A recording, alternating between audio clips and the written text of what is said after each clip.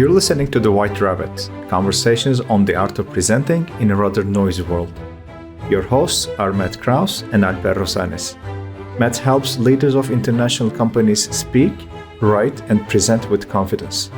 Alper is an author, communications trainer, and a startup investor with a diverse portfolio of companies in Barcelona. If you like this podcast, please share with your friends and colleagues. Now, on to Matt and Alper for today's conversation.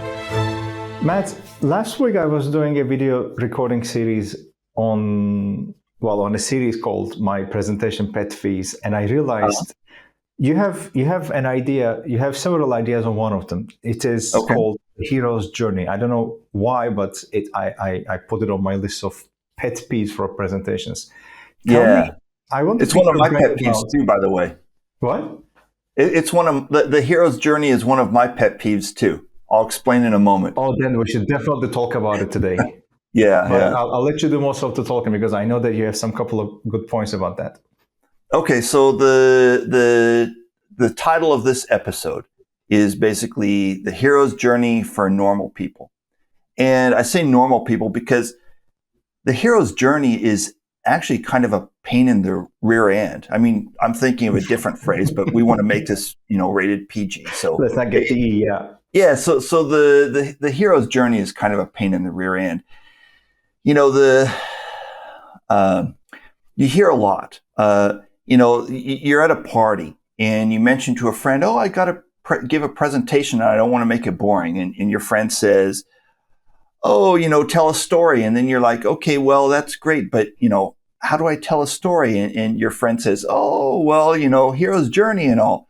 And so you're like, "Okay, well, what's the hero's journey?" And so you start digging in and you learn about a little bit about the hero's journey, and you learn, things like, well, you can research the hero's journey for about 3 seconds before you run into, Star Wars and George Lucas and Luke Skywalker and Darth Vader. And so all of a sudden you're like, okay, well, you're like knee deep in Star Wars. And then you hear about this guy, Joseph Campbell, and Joseph Campbell wrote like 9 million books, and you're like, okay, well, I've got to read one of them in order to understand the hero's journey. And there's Star Wars and this guy Joseph Campbell, and which book do I read? And all this is too much. So you go looking for an infographic, and you go to Google and you type in hero's journey infographic or something like that. And even the infographics on the hero's journey they're even a simple infographic has like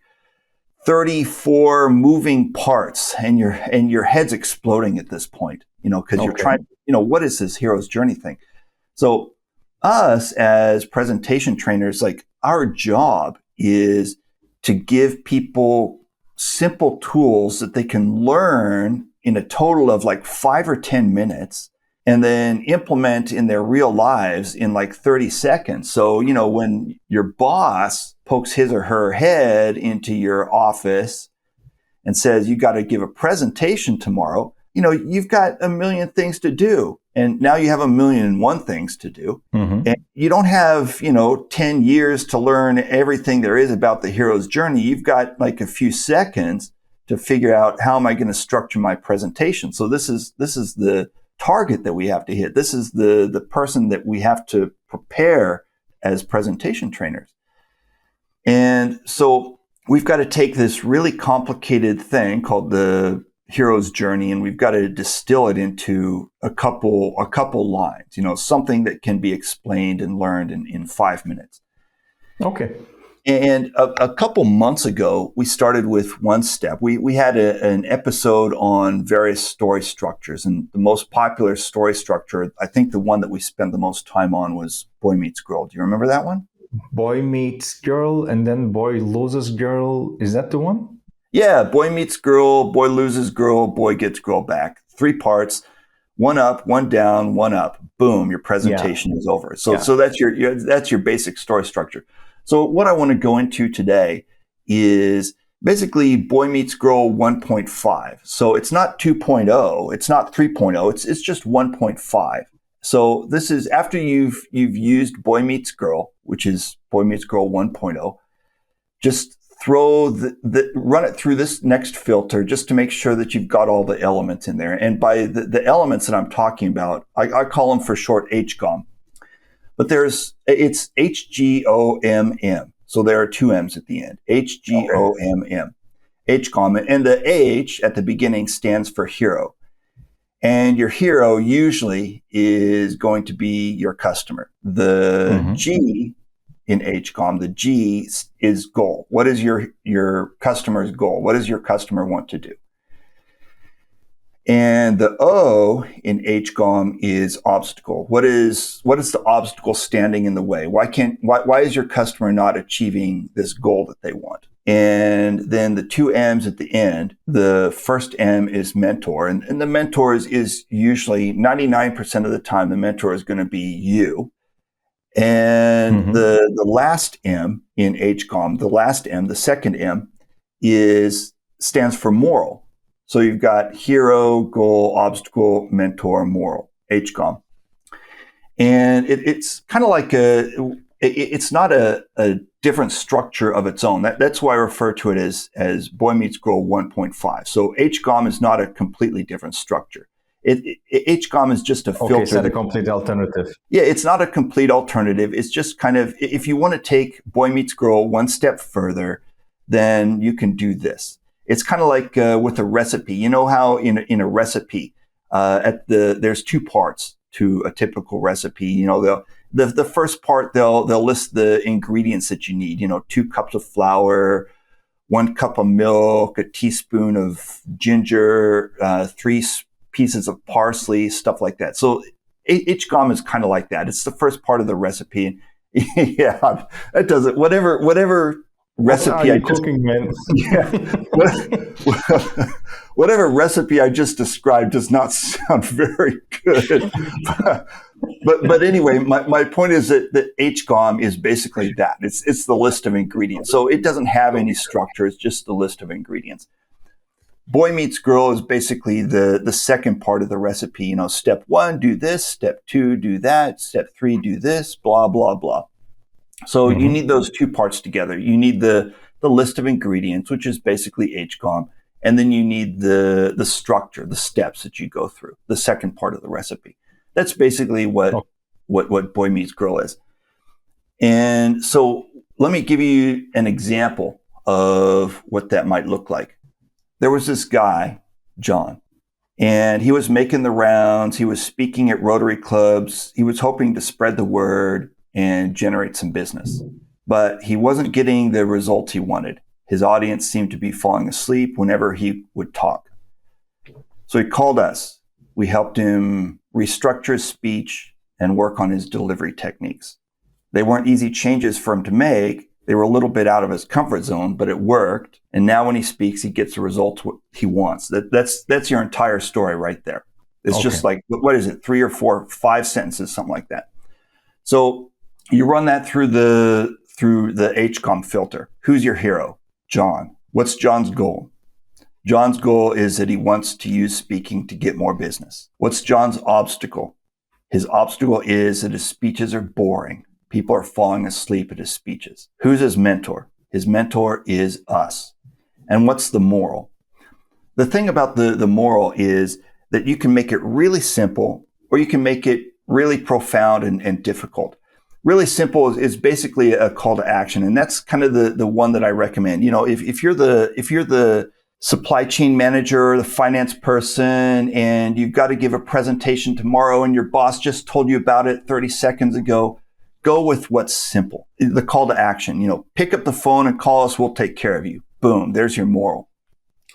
If you're going for the Nobel Prize of profoundness, you know, if you want to beat out JFK and Albert Einstein as the providers of the best quotes ever, then you're going to have to think about it a little bit. But in general, for a presentation for work, if you can't come up with the moral while you're, you know, walking to the water cooler or walking to the bathroom or something like that, if you can't come up with the moral in the 5 minutes that's going to take, then you're thinking about it too much. Just use the fallback position of moral equals maybe call to action plus at the most. Call to action plus. Okay.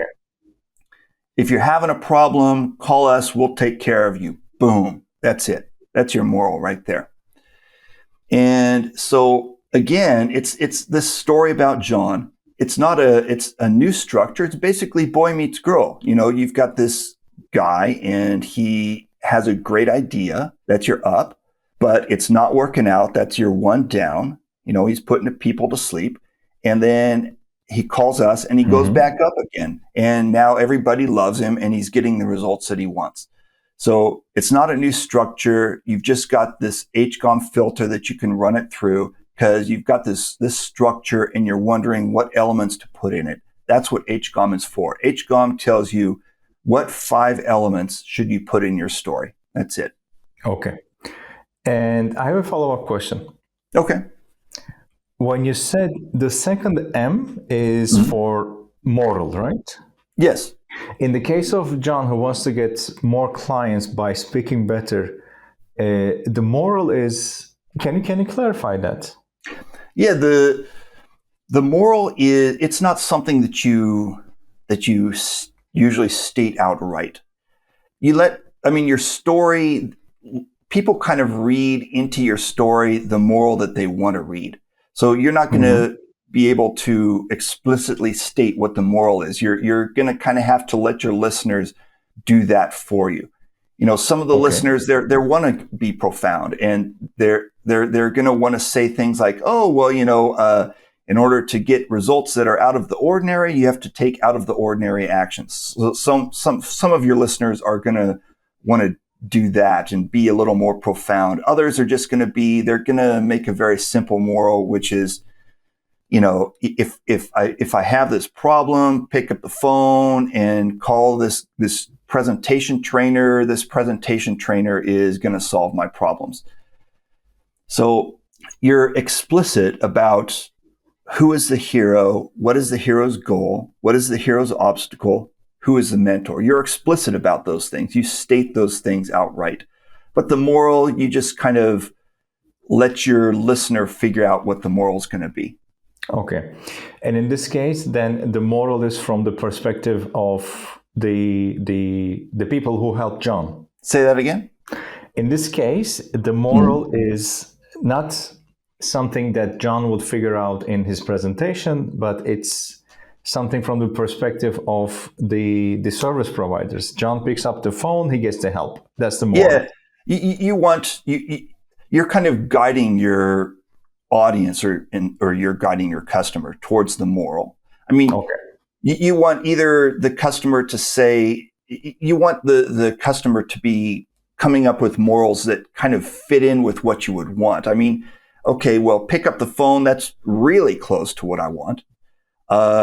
Even taking unusual actions, that's good enough. That's close enough. If your customer is coming up with really crazy morals, like, okay, well, cats have long hair, therefore cats are evil, then you're like, okay, that's not what I meant at all. And then you've got to go back and think, okay, well, my story is producing results that are completely unexpected and they're totally not what I want. So there's probably a problem with my story.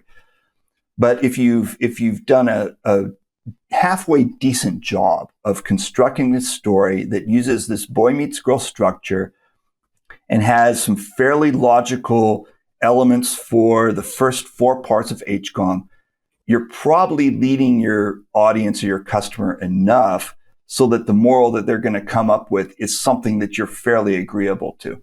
Okay. And just to be clear, you call this HCOM because you don't want to call it hero's journey, right? They are somewhat similar to each other, but you and I don't like that phrase at all, so we're calling it something different. We don't like that phrase, hero's journey. And hero's journey, it's so complicated.